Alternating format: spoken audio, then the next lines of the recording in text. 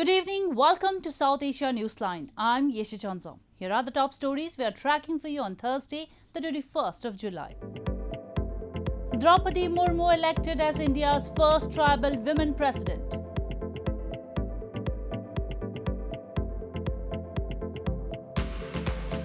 Pakistan's Finance Minister blames political turmoil for rupee's historic downturn. And Ranil Wickremesinghe sworn in as new president of crisis-hit Sri Lanka. And now for all the details. Massive celebrations erupted across India after 64-year-old Droupadi Murmu was elected as the country's first tribal and the second ever female president on Thursday. Murmu, a nominee of ruling BJP-led National Democratic Alliance, was pitted against joint opposition's Yashwant Sinha, a former finance minister and a BJP rebel. She will officially take oath as India's 15th president on 25th of July. 64-year-old Droupadi Murmu was elected as India's first tribal and the second ever female president on Thursday, after results were announced for the voting held this week for the country's highest constitutional position. Murmu, a candidate of Prime Minister Narendra Modi's ruling BJP-led National Democratic Alliance, was certain to be elected as BJP and its allies hold a majority in the parliament and also garnered support in the state assemblies. She was pitted against opposition candidate Yashwant Sinha, a former finance minister and a BJP rebel. Congratulatory messages poured in from across the political spectrum, while celebrations erupted across the country, including at her native village in Odisha state. Born in a family of the Santhal tribe, Murmu started her career as a school teacher and actively participated in tribal rights issues. She later joined mainstream politics and served as a lawmaker in Odisha state and the governor of the eastern Jharkhand state. The new President of India will officially take oath to replace President Ramnath Kovind on July 25. The Indian Constitution provides a largely ceremonial role for the President, with the Prime Minister and his cabinet holding executive powers, but the President has a key role during political crises.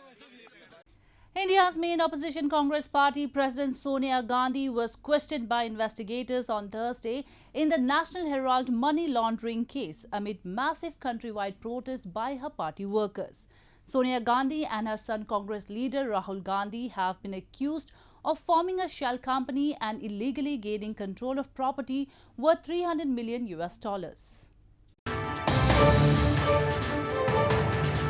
India's Financial Crime Fighting Agency Enforcement Directorate on Thursday questioned Sonia Gandhi, the main opposition Congress party president, as it investigates a 9-year-old complaint of money laundering in the National Herald case. Chaotic scenes were witnessed as several senior leaders and workers of the Congress held protest in capital New Delhi and other major cities against the summing. 75-year-old Sonia Gandhi and her son Congress leader Rahul Gandhi have been accused of forming a shell company and illegally gaining control of properties worth $300 million in the case filed by a lawmaker of ruling BJP, the Bharatiya Janata Party. Congress leaders termed it as a political vendetta by the BJP. Some of them were also detained by police. उसके बाद में अब ED CBI का misuse कर रहे हैं, उसके लिए भी वो तैयार नहीं है, तो हम लड़ते रहेंगे.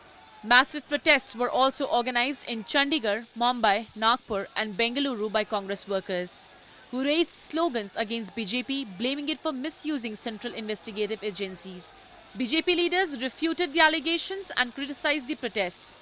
The assets in question had belonged to a firm that published the National Herald newspaper, founded in 1937 by India's first Prime Minister Jawaharlal Nehru, who was Rahul Gandhi's great-grandfather. News from Pakistan. Pakistan's Finance Minister Miftah Ismail on Wednesday blamed the country's political turmoil for the current decline of the Pakistani rupee, which has plunged to a record low of rupees 225 against the US dollar. He said he expects market jitters over the currency's sharp decline to subside soon.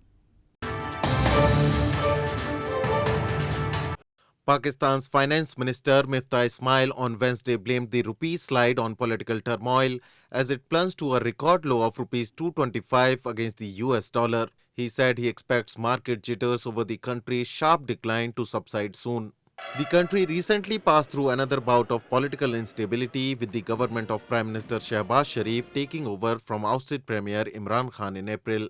The rupee downturn is not due to economic fundamentals but political instability, Miftah told reporters. He said imports, which put pressure on the rupee, have been curbed and the current account deficit has been contained in the first 18 days of the new fiscal year this month, and pressure on the rupee would ease moving forward. और पिछले 1.5 महीने में रुपया जो है उसने यन के सामने अप्रिशिएट किया है, लेकिन डॉलर के सामने इसलिए गिरा है कि डॉलर सब करेंसीज के सामने बढ़ जाए। डॉलर जो है वो हिस्टोरिकली इस जनरेशन में कहते हैं वंस इन अ जनरेशन जो इंक्रीज है डॉलर में आई है। 22 साल का हाई करा है डॉलर ने। The rupee fell 2% on Monday and 3% on Tuesday despite last week's staff-level agreement reached with the International Monetary Fund that would pave way for a disbursement of $1.17 billion under resumed payments of a bailout package.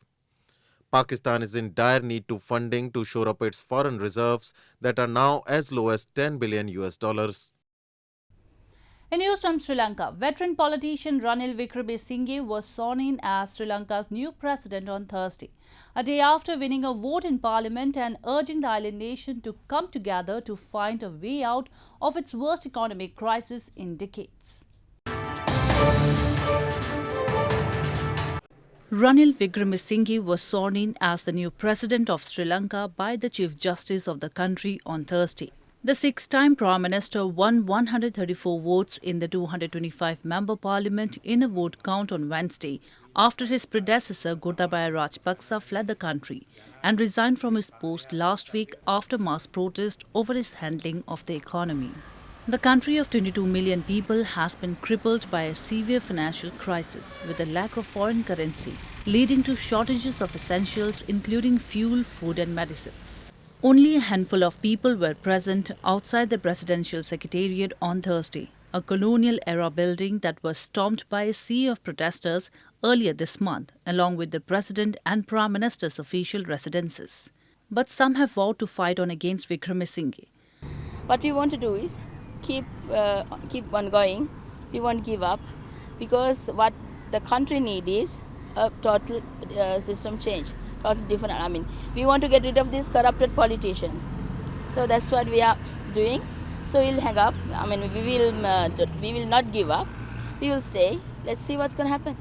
Hours after winning the parliamentary vote on Wednesday, Wickremesinghe appeared to distance himself from the powerful Rajapaksa family that has dominated politics in Sri Lanka for decades. Wickremesinghe, who earlier served as Prime Minister and Finance Minister under Rajapaksa, has been involved in negotiations with the International Monetary Fund (IMF) for a bailout package worth up to $3 billion. Sri Lanka is also looking for assistance from neighbouring India, China and other international partners. Moving on to news from Afghanistan.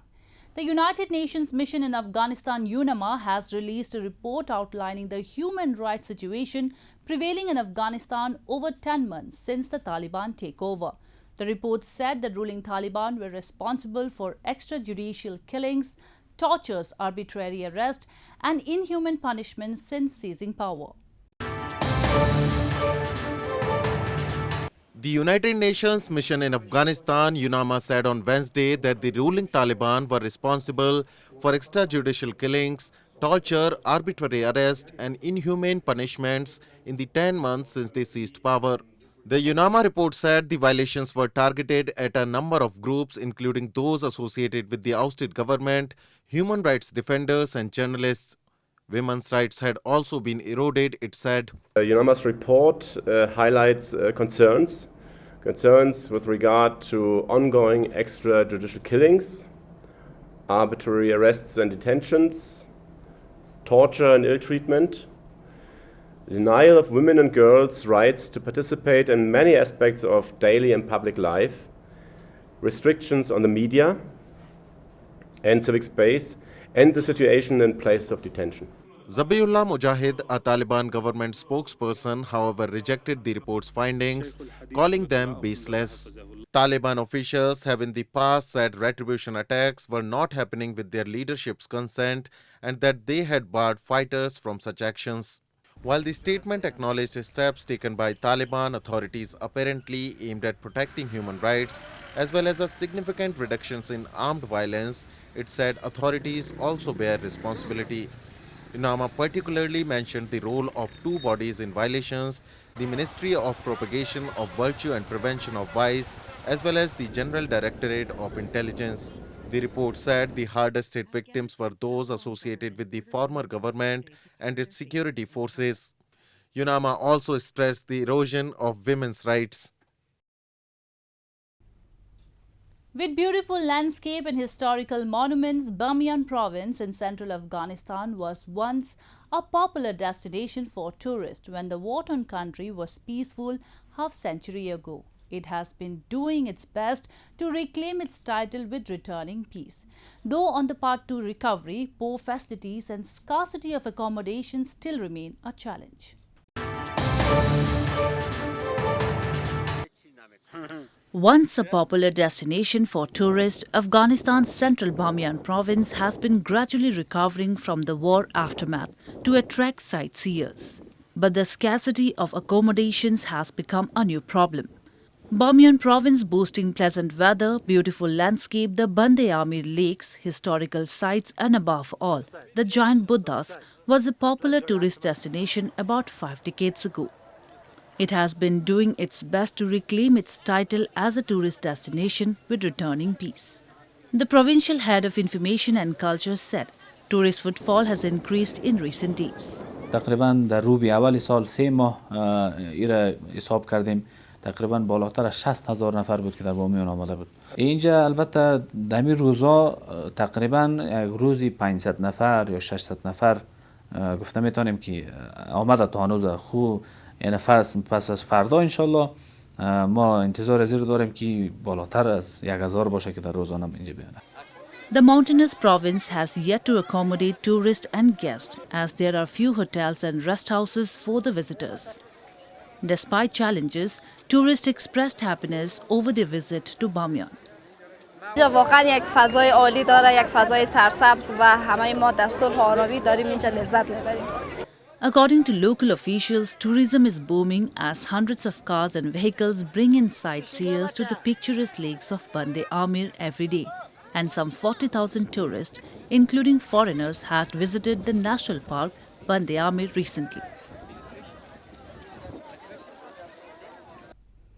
As India and Pakistan mark 75 years of their independence and the partition in its aftermath, a 90-year-old Indian woman visited her home in Pakistan for the first time since abandoning it in 1947. Her family was among the millions whose lives were thrown into turmoil by the partition.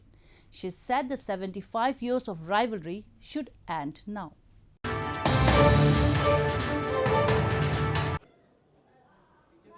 Reena Verma, a 90-year-old Indian woman, waved to the media and recalled her playful childhood on Wednesday as she visited her home and childhood neighborhood in Pakistan for the first time in 75 years during a long-awaited visit. Verma said she has a vivid memory of the day when she, at the age of 14, and her family left a two-story home tucked away in the narrow, dark alleys of Rawalpindi city, where residents showered her with rose petals on her arrival. After spending some hours inside the house where she had lived with her parents and 5 siblings before the partition, Verma said she was happy to see it had not changed much. The 75 years of rivalry should end now, she said, as she urged both the countries to ease visa requirements to enable people to cross over borders and meet frequently. मुझे यहाँ इतनी मुद्दत के बाद अपने घर आके बहुत ही अच्छा लग रहा है। मेरा बहुत पुराना जो ख्वाब था वो यहाँ आके हकीकत में बदल गया है और इस सब ने मेरा सब लोगों ने साथ दिया। Verma's family fled to India's western Pune city shortly before the partition of India and Pakistan in 1947, which is known as the world's largest migration. She got a visa only after decades of attempts. The 1947 partition, marred by violence and bloodshed, forced millions of families to migrate and has changed their lives ever since, after then-ruling Britain ordered carving out 2 countries on the basis of majority Hindu and majority Muslim population areas. Well, that's all we have for you from South Asia this evening. Now our viewers can watch the show on SouthAsiaNewsline.com. You can also visit us on Facebook.com/Asia Newsline and follow us on Twitter @Asia Newsline. That's all in tonight's edition. We will see you same time tomorrow. Good night.